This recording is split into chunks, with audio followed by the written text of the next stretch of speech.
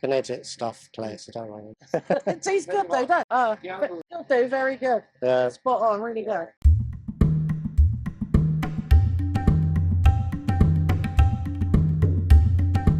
Welcome back to another episode of Al's Kitchen. This is episode 3 of the Real Indian Restaurant series. If you've missed parts 1 and 2, which was Bombay Flame and Chicken Rajeshwari, I'll be putting the links in the description box below. Right, there's just a few days to go for this competition where you can win an amazing tandoori oven for the garden to do your naan bread, your chicken tikka. You can even do a whole roast chicken tandoori style. So check out the competition, posting on my Facebook group, Secret Curry Club. If you're not already a member, go and click the link in the description, join. And do you know what else? Throughout the month of April, we're running a competition to win none other than Puri Tandoor Oven ready for the spring and summer. Yes, they've kindly donated a Puri oven to a lucky winner, and all you need to do is like this video, subscribe to the channel, and leave a comment in the comment section saying, Al, I want that tandoori oven. And then you just go to the group and join the group, the Secret Curry Club. That's all you have to do. Right, so now you've got that underway. This week, we're back to the restaurant in Winterbourne, and we'll be cooking up their version of Chicken Madras. Isn't everybody's favourite? Let's see. Check out the video. So now the chef's gonna cook me a nice Chicken Madras, Royal Raj style. So you put in the oil, the garlic and ginger.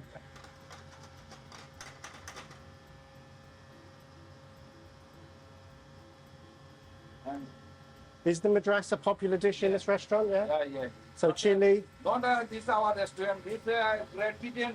Yeah. This favorite dish. British. Yeah. This little bit chili powder. Is the chili powder extra hot? Yeah, little bit Mix powder.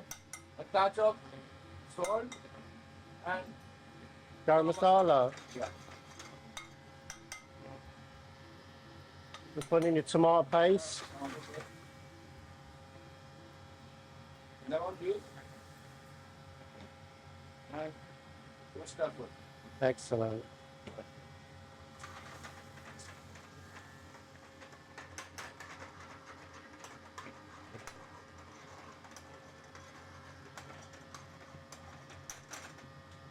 Then done our spice. Now this chicken.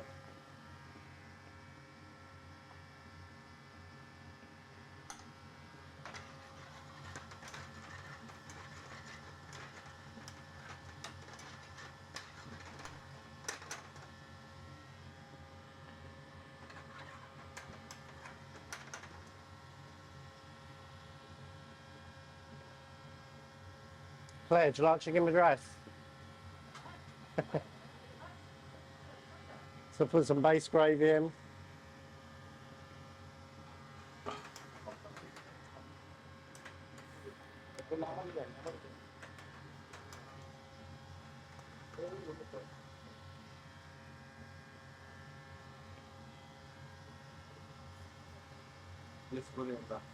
You make the curries very quick.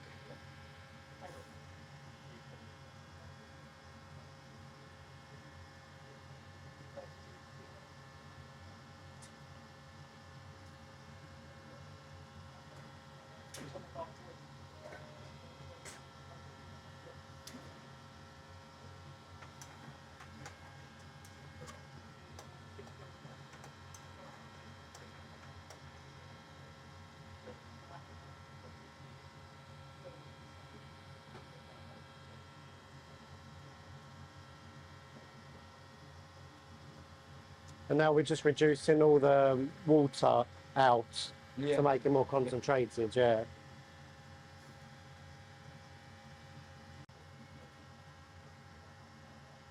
A lot of people like chicken madras. Yeah. Madras dishes. It's one of those curries you can have lots of sauce for the bread. For the naan bread, roti. Yeah. Totally different to the previous curry.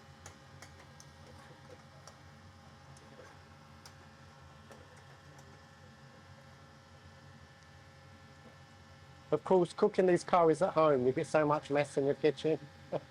All the sauce.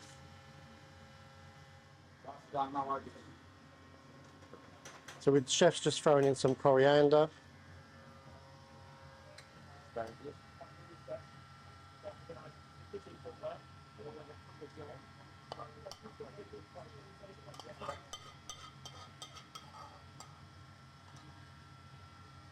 Come then, Claire, let's go around the back. Claire?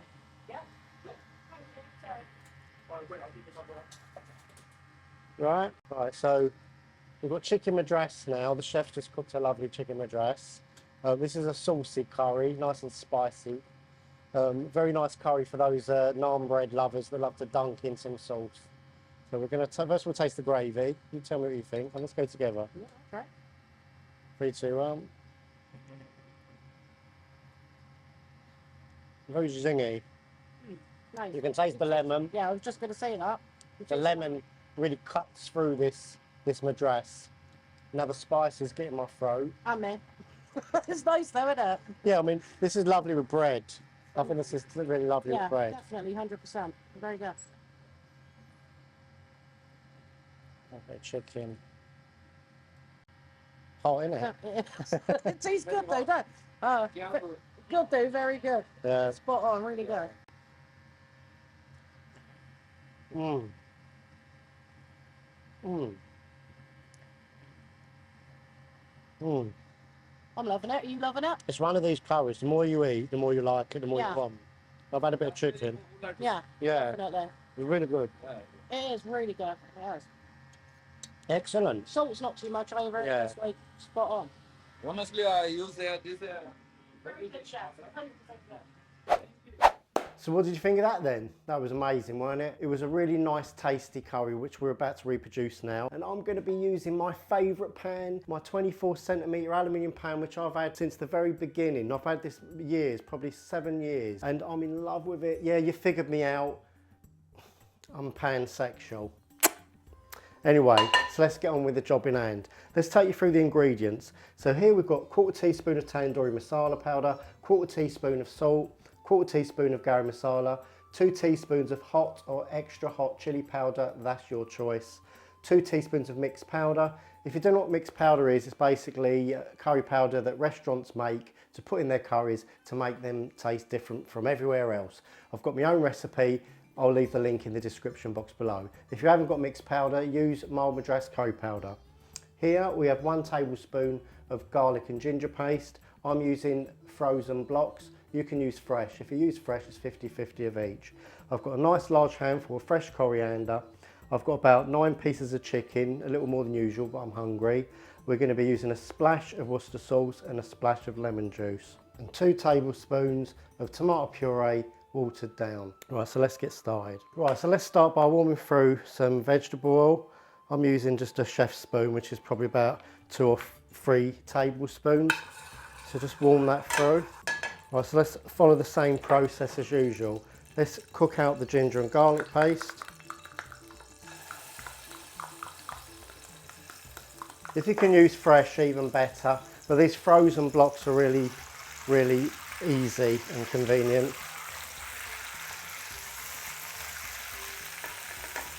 Right, so once we've taken out the rawness of the ginger and garlic, we're going to add in the spices. So the mixed powder, the chili powder, the tandoori masala and the garam masala. Let's fry those out.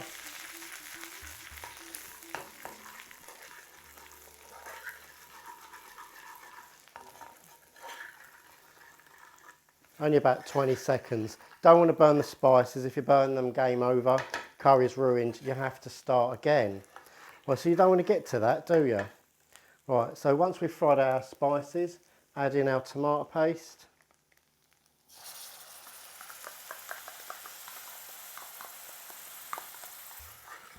And again, cook the tomato paste out about 30 seconds. And now what we're going to do is we can add our chicken and fry it out in this lovely masala base.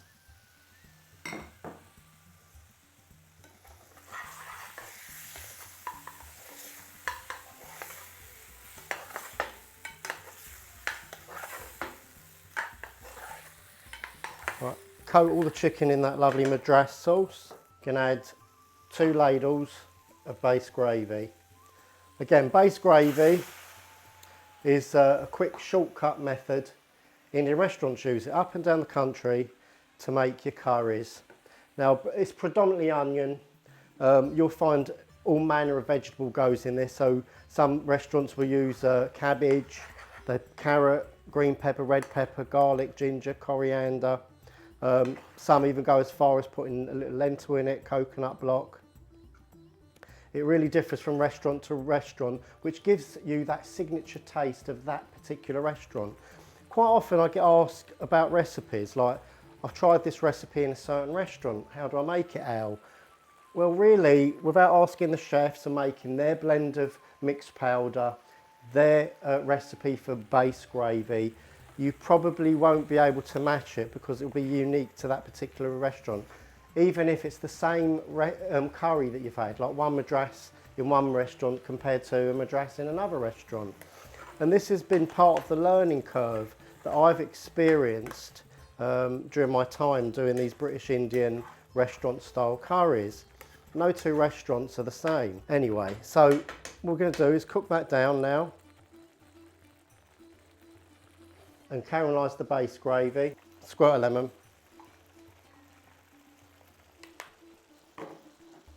A dash of Worcester sauce. Splash, splash, splash. Turn that in. Now obviously the chicken was already pre-cooked. I pre-cooked the chicken in the base gravy by just simmering it down from raw for around 10 minutes, and then it's ready to go in the curry. Now some people find doing that makes the chicken too tender and they want it a little bit tough. Well, then do the same thing with the base gravy. Use base gravy, but just fry it out for a little while, and then you can put that in your curry. Now, for those that have known me long enough, you'll know that I much prefer chicken tikka in any curry that I have. So chicken tikka jalfrezi, chicken tikka bhuna, chicken tikka madras. You catch my drift. I just feel that all those added flavours that are in the tikka, especially if it's a good tikka, because some tikkas in restaurants are pretty bland, but if you get a good one, they really impart their own flavours into that curry. And that's what I love about curry. All those layers upon layers upon layers of different flavours and spices that just dance on your tongue. And you notice on the outsides of the pan, the sweet onion gravy starts to caramelise. And what we do is just take that off the edges, and I'll just go straight. So I reckon this is ready to plate up. Right, look at the intensity of those colours, look. Bright LED over that, look at this. Isn't that amazing? Now you could be eating that this evening. Absolutely delicious looking that. I mean, the gravy just looks amazing. Oh my God, I mean, it absolutely looks really intense. In actual fact, it looks epic. Wow, look at that beautiful gravy. You're not going to get that gravy out of a jar. You're not going to get it out of a packet. You're only going to get it in a restaurant or in a kitchen if you follow Al's kitchen. Let's give that a bit of a shake. Just going to garnish it with a tiny little bit of coriander. Tiny amount all around the dish, that's it. Or you can pile it in the centre if you wish. Of lemon. Chicken Madras. Right, now it's time for the taste test. Let's go with a nice bit of chicken. Look at that. Look. That is really, really good. That is really, really nice. If you really like this series, you might like to watch this one or this one. Maybe a video is popping up somewhere on your screen. If not, don't worry. I'll be back very soon with another episode of Real Indian Restaurant Takeaway series. Anyway, I'm Al and I'm out of here.